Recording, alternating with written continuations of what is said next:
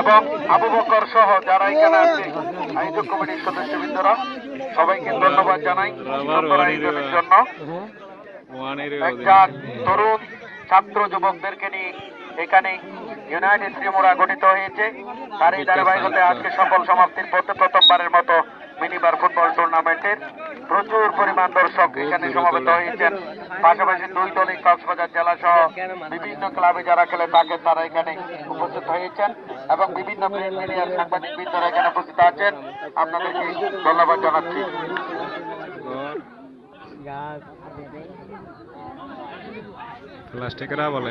United আমরা দেখতে পাচ্ছি 7 স্টার ফুটবল দল, তারাও দারুণ খেলছেন।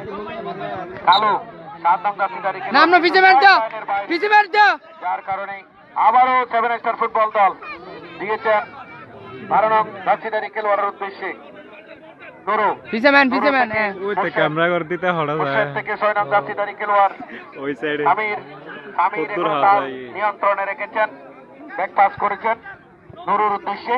নুরু থেকে আয়াতুল্লাহ কিন্তু 2 নং জার্সিধারী খেলোয়াড় উঁচু করে মারার কারণে বল হেডলাইনের বাইরে।